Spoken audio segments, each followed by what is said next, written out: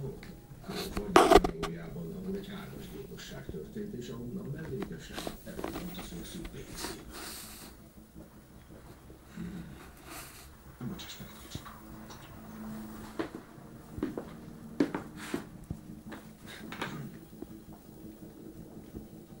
Nem vittem el pénzt.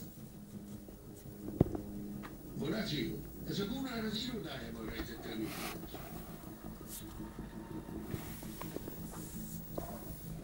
Szó valamit is olvas.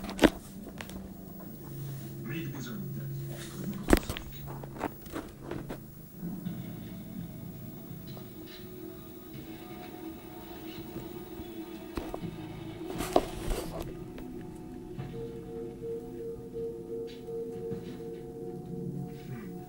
Oké, elhoztam pénzt.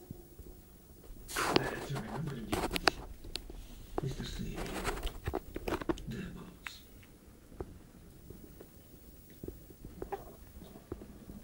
Pénzeket hátra. A feleségét és a lányát. Nem kelhetik rám. Az a srác soha nem látott. Nem számít. Kell elviszem a dobozába, jó?